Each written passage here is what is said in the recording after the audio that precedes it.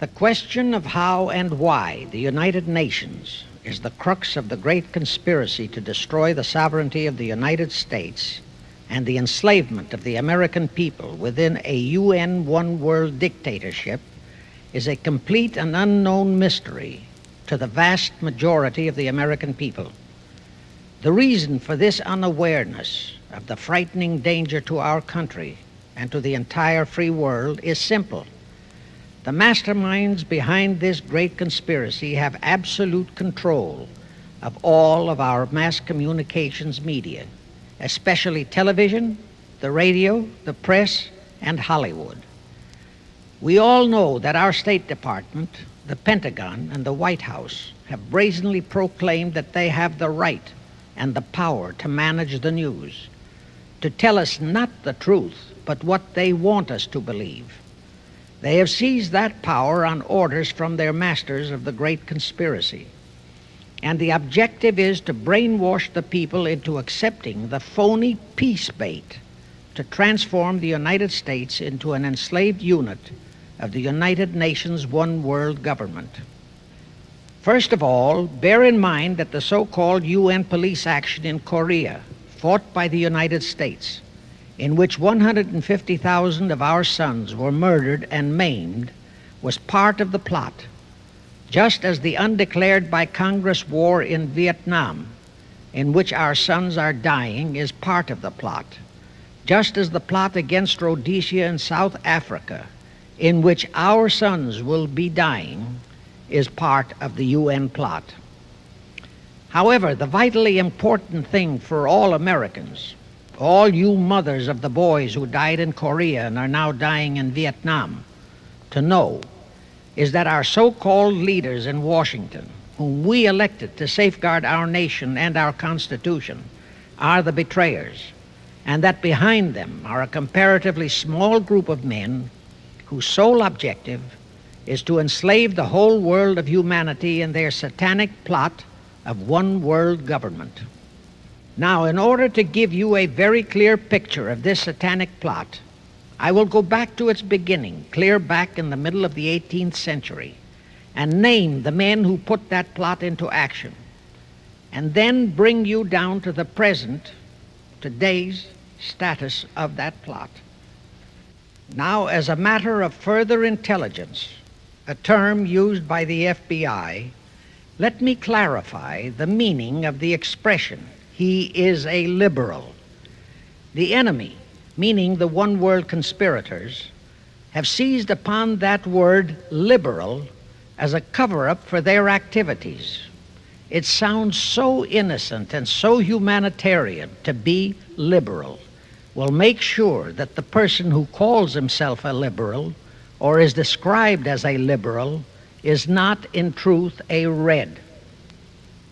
Now then, this satanic plot was launched back in the 1760s when it first came into existence under the name of the Illuminati. This Illuminati was organized by one Adam Weishaupt, born a Jew, who was converted to Catholicism and became a Catholic priest, and then, at the behest of the then newly organized House of Rothschild, defected and organized the Illuminati. Naturally, the Rothschilds financed that operation. And every war since then, beginning with the French Revolution, has been promoted by the Illuminati, operating under various names and guises. I say under various names and guises because after the Illuminati was exposed and became too notorious, Weishaupt and his co-conspirators began to operate under various other names. In the United States, immediately after World War I, they set up what they called the Council on Foreign Relations, commonly referred to as the CFR. And this CFR is actually the Illuminati in the United States.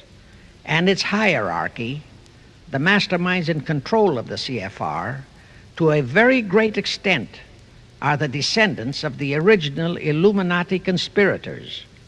But to conceal that fact, Most of them changed their original family names to American-sounding names.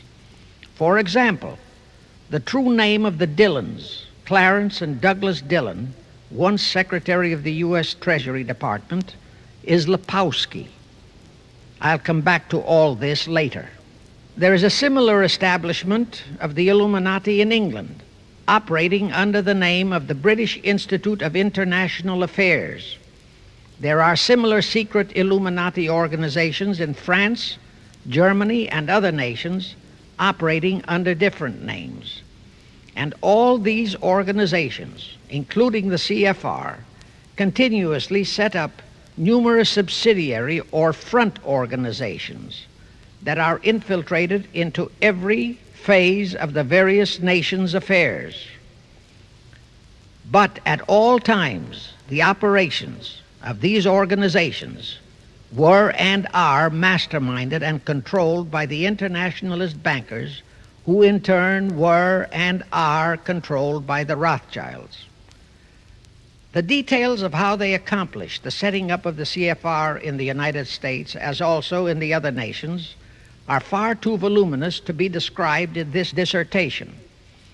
But you can find it complete in News Bulletin number 122, entitled UN is Spawn of the Illuminati, and News Bulletin number 123, entitled CFR Completely Unmasked as Illuminati. Both are published by the Cinema Educational Guild, Post Office Box 46205, Hollywood, California. You can get them for 50 cents per copy by writing to that address. Those news bulletins reveal the names of the original founders of the Illuminati and the Americanized names of their descendants in the present CFR. Now I'll go back to the activities of the original Illuminati conspirators. As revealed in News Bulletin number 122, one branch of the Rothschild family had financed Napoleon. Another branch of the Rothschilds, both branches the real masterminds of the Illuminati, financed Britain, Germany, and the other nations in the Napoleonic Wars. Immediately after the Napoleonic Wars, the Illuminati assumed that all the nations were so destitute and so weary of wars that they'd be glad for any solution. So the Rothschild stooges set up what they called the Congress in Vienna, and at that meeting they tried to create the first League of Nations, their first attempted one world government, on the theory that all the crowned heads of the European governments were so deeply in debt to them that they would willingly or unwillingly serve as their stooges. But the Tsar of Russia caught the stench of the plot and completely torpedoed it. The enraged Nathan Rothschild, then the head of that dynasty, vowed that someday he or his descendants would destroy the Tsar and his entire family. And his descendants did accomplish that very threat in 1917.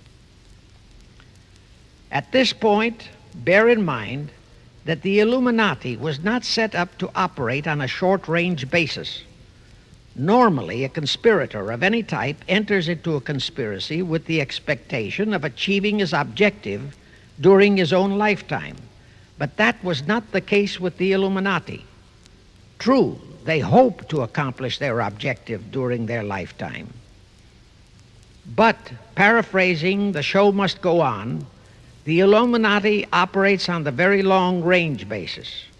Whether it will take scores of years or even centuries, they have dedicated their descendants to keep the plot boiling until they hope the conspiracy is achieved. Now let's go back to the birth of the Illuminati.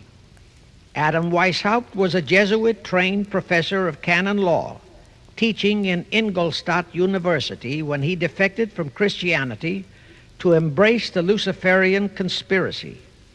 It was in 1770 that the professional moneylenders, the then recently organized House of Rothschild, retained him to revise and modernize the age-old protocols of Zionism, which from the outset was designed to give the synagogue of Satan, so named by Jesus Christ, ultimate world domination, so they could impose the Luciferian ideology upon what would remain of the human race after the final social cataclysm by use of satanic despotism. Weishaupt completed his task May 1st, 1770.